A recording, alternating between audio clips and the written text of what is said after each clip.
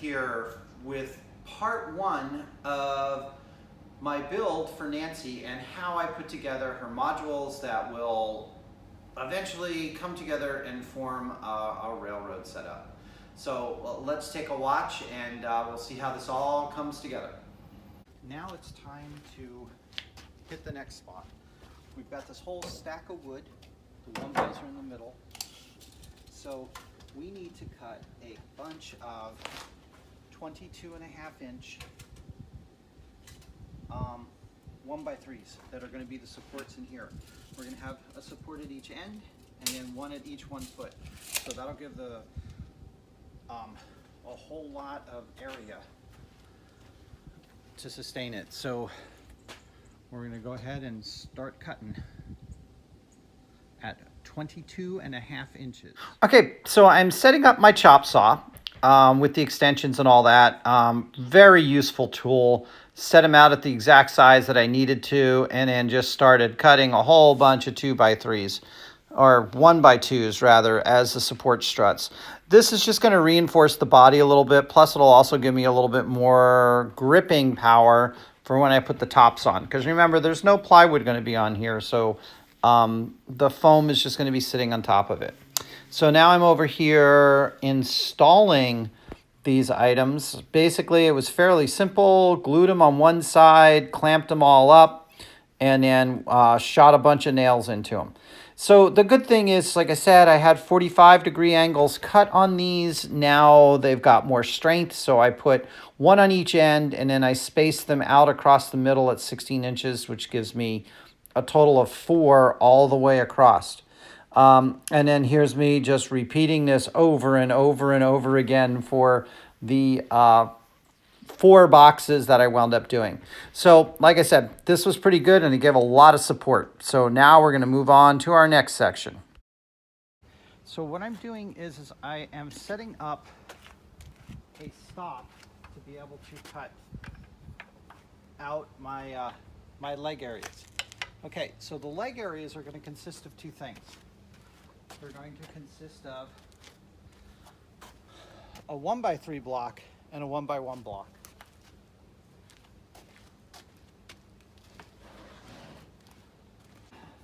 So I'm going to demonstrate how this is basically going to work on this jig here. So I have to have so many cuts to make sure that I get it right. So we're going to go over and we're going to zoom in while I'm out of the way. I'm going to do a little Bob Vila here. Okay, I will try to be out of the way, but I also don't want the camera in my way.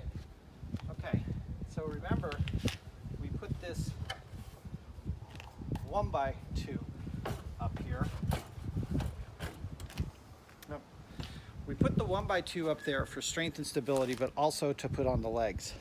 So the legs, I've got 2 cuts that I have to make, a 1x3 and another 1x2.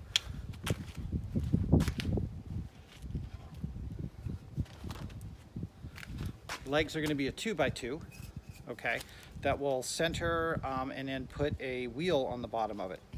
So just to set this up, put the 2x2 leg there, it fits fine. The 1x will be sent in here and attached this way, and then the 1x3 will come in here and saddle it. So that when we take this out, we have a nice little tight pocket for the 2x2 to slip back into. And then it'll slip back in after we glue these all on. So I'm going to make 16 of these assemblies for all of the things that I'm doing. So the first thing we're going to cut off is these small ones, because I need a couple more small ones for the other 1 foot brace across it. Okay? And then I will reset up this jig and cut the 1x3. Okay, so here I'm cutting out the 1x3 and 1x2 blocks. The 1x3 blocks are longer than the 1x2s, as the 1x2s actually sit on the other 1x2 that's already in there. So, and that will give me a positive, nice area for the leg to sit against rather than it sitting against the foam. Okay, now it's time to start the final. So the first thing I'm going to do is, you saw I cut all my pieces, I've got everything ready to go. But the first thing I want to do, this is my actual template that I'm going to use to put all of these leg things together. Okay, so here's an important step on this template. Not all 2x2s are the same size. Plus you want to make sure that it's not so tight that you can't get in there. So the first thing I'm going to do is take some painter's tape and go around this leg twice.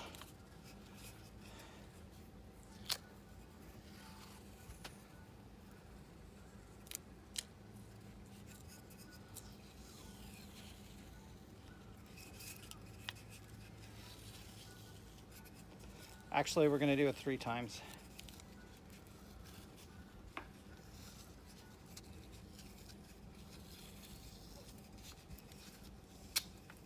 Okay. By wrapping it around like that, that'll give me a little bit more room when I put these together. So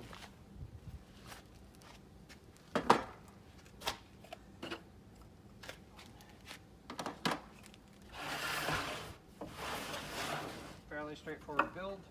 This goes in. This goes in here. This goes in here. Clamp it all up. Shoot it that way, and we're all good to go. So we'll time lapse me doing all of these legs now. Okay, so here I am setting up the little jig, putting in the 2x2 leg, setting up the 2 little sections, putting them on with clamps. Once I put them on with clamps, I go ahead and put in the glue and then shoot those with nails. So the 1x3 gets nails into the 1x2, and then the 1x2 and the 1x3 are nailed in, and then I also nail in the corners.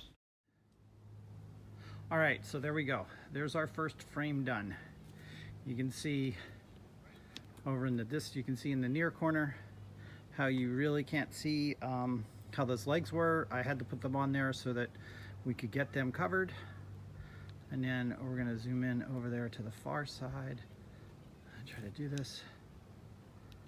Come on. Okay. You can see there in the corner how it sits over there. And then you saw in my test fit, so they all fit.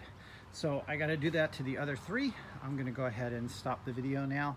And then once those are all done, that kind of takes care of the frame. But today I still need to go ahead and put the foam on so that the foam will dry for like 48 hours or so.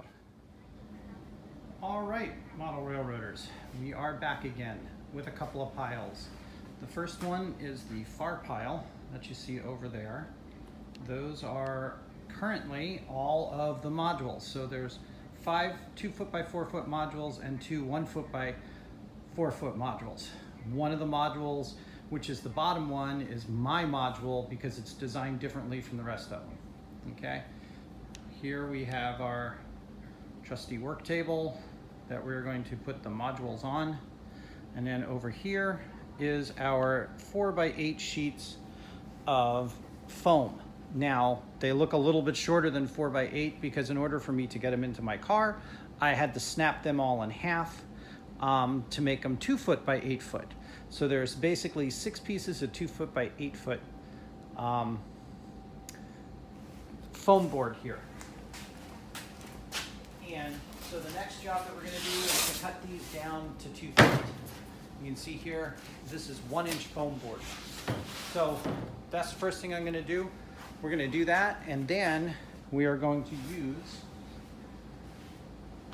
the beloved Gorilla Glue for gluing everything. And I've read the directions on this. The way that this is supposed to go is I need to wet one side, and then I need to go ahead and glue the dry side. So the way that I'm going to wind up doing this is I'm going to wet the plastic and then glue the wood. And the reason I'm doing it that way is because it'll be easier to glue the wood in the areas that I want the wood to be glued at, because I can see it rather than trying to measure it all up. So that's what today is, and then this gets to dry for 24 hours.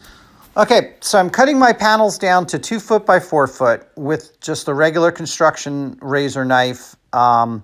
And then after I finish with that, I will go ahead and cut one of the sections in half so that I have 1 by 2s.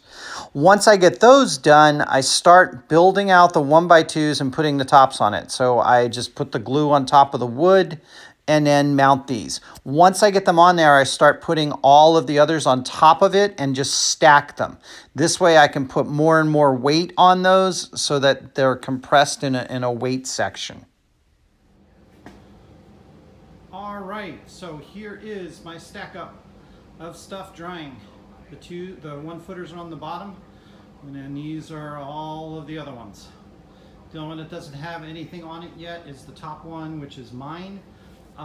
There's a reason for that, because I don't know what module I'm going to make yet, and if it's one of them that I'm thinking of, I've already got buildings and stuff that have to go in there, so I'm not doing that. And while we were doing this, we had a package arrive.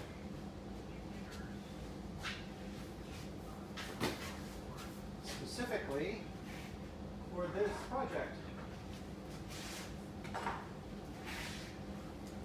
So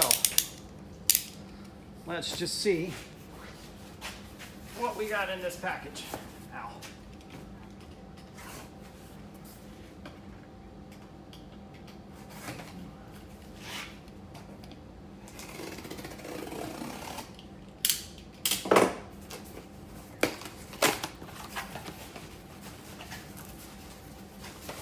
Typical Amazon box with a bunch of packing in it.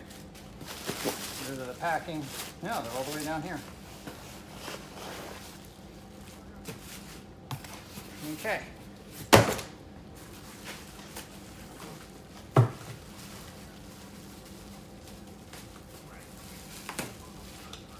So,